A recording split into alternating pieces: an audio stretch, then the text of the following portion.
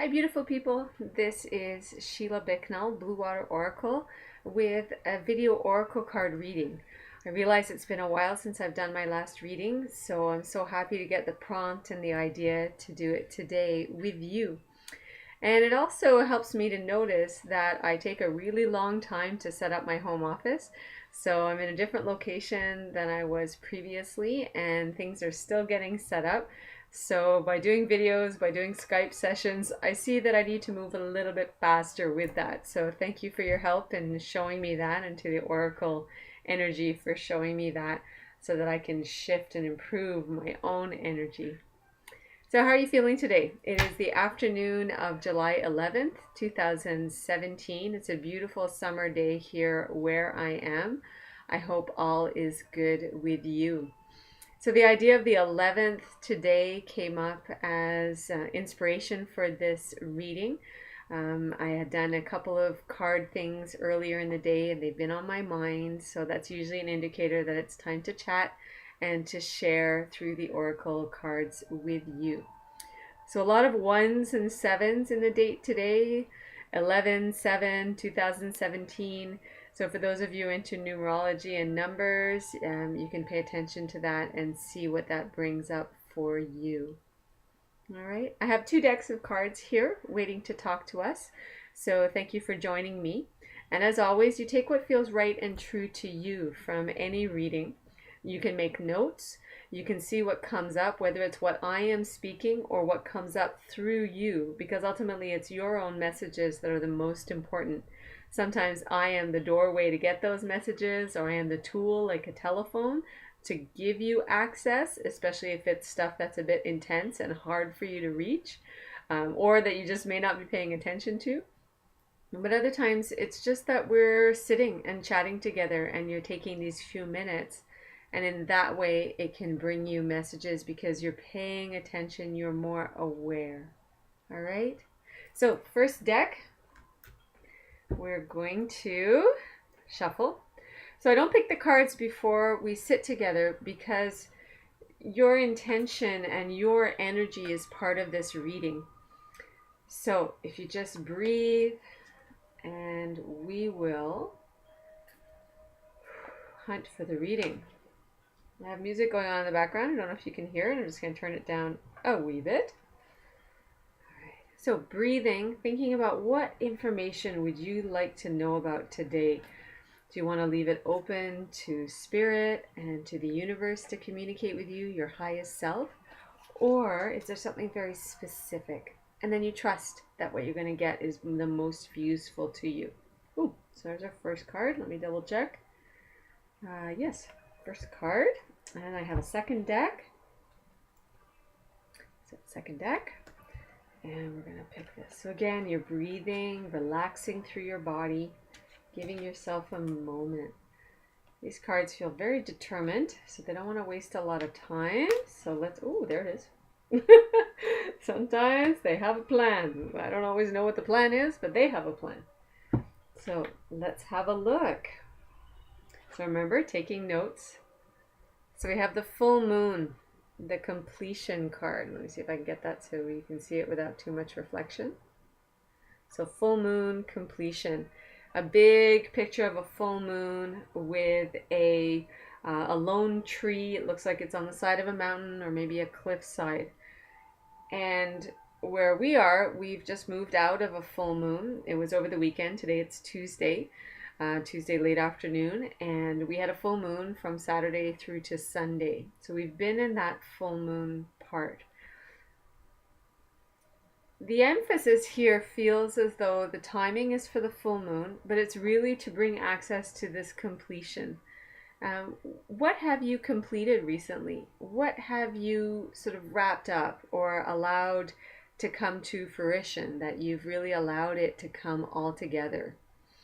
And I feel as though is something that you might not notice. So you might not pay attention to the fact that you've really completed this.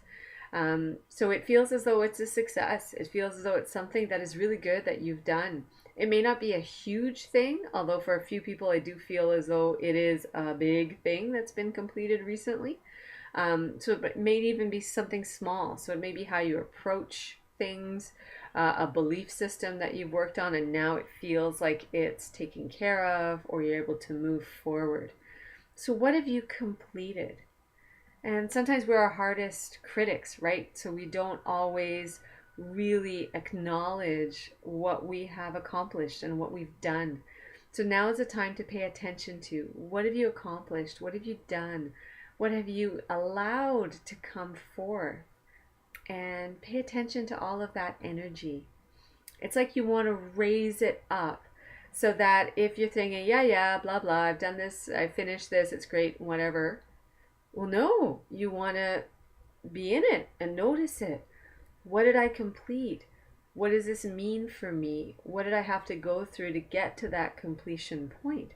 And really make yourself aware of what it is so that it can become a part of you and your journey forward. There's a little bit of a lone wolf thing here with the tree standing on its own. So when it's standing on its own and it's in strength, then it's all good. It's all fine. So sometimes the wolf might go out on their own. They have a pack, they have a team, but sometimes they'll be out doing stuff on their own. That's possible. But if it's done from a point of strength and desire, it's excellent. If it's done from a point of weakness, of avoidance, of fear, then it's not so good. So how are you spending time on your own? Are you doing it because it really feels like it's enriching you and you're reaching for something and allowing the fullness of something to come into you and be with you when you're on your own? Or is it that you're escaping from something, you're hiding from something, you're not engaging in life or with people or with activities, and that some of those could actually really enhance your existence and your journey? So be aware of when you're on your own and what is a bit of the background story to it for you. All right, let's have a look at our second card here. Stepping into stillness. All right, I'll try to get it. Stepping into stillness. So it's a woman sitting on a part moon, on a crescent moon. So we've got two moons going on. And over a village in the bottom, a big star and many stars up in the sky. And the affirmation on this card is, my power is born in the majesty of silence. So interesting, we've got two different angles on the moon. And it feels as though it's to remind you that your mood and your energy and your needs can change. They can and do fluctuate from day to day and from phase to phase. So the more that you acknowledge that you might not feel exactly the same every day, or you might not want to engage in the same things every day, the more you're going to be able to be truthful and honest with yourself and with others.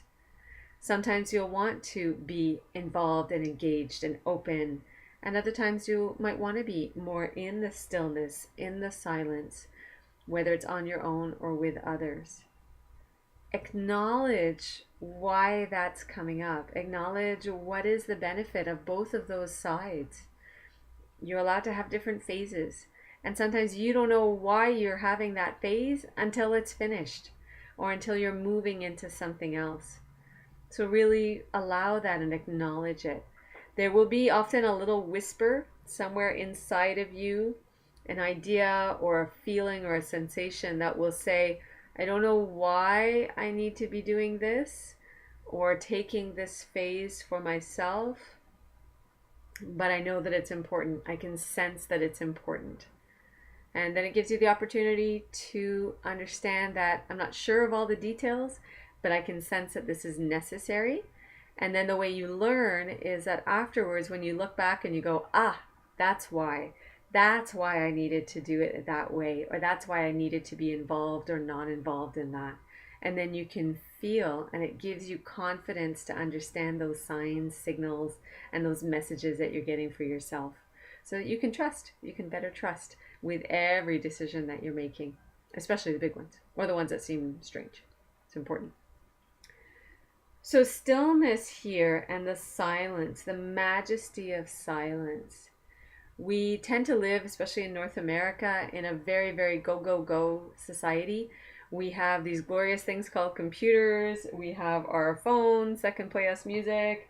And I always have things on the go. Most people, we're engaged and connected. But we're not connected in the same way that people would have been in another era, because we don't necessarily have that personal connection of really looking at people, really feeling what is going on with somebody else. But it has to start with you. So give yourself time and spaces in the day, even if it's just a few seconds, to really check in with your own body, with your own mind and spirit. What is it saying? What is it guiding? What is it requesting of you? That stillness, that silence has magic in it. Here it says the power, my power is born in the majesty. Well, you already have power. It's there for you at every minute. But sometimes it gets muddled with all the other stuff, especially if there's lots and lots of noise and lots of different opinions and lots of different news. Then you might forget what is actually priority for you. And so by taking those moments where you listen to yourself, you spend time with yourself, as I said, even if it's just 10 seconds, you breathe, you check in, and then you redirect as you need to, or you just get a better understanding, a better connection in that moment. So remember here that we've got the phases. Allow yourself to have the phases, that fluctuation. The ebb and flow, like the ocean. Sometimes you're going to be full on in, and sometimes you might be retracted a little bit.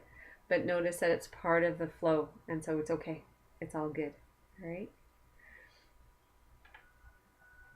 There is, with these two cards and the way it's bringing up the feeling of the moon and the stars and the majesty, I'm being reminded to remind you that there is a lot of magic around. So it may not be the kind of David Copperfield illusion magic, although that's a different type of magic. But it's magic in a sense of how these messages come forward to us, our intuition, our connection between mind, body, and spirit, our connection with other people that can be completely magical. And everything that we come across in a day, when we see it from the, oh, this is tough, oh, this is hard, oh, I hate this, I hate that, why is that happening? Then there's not a lot of magic.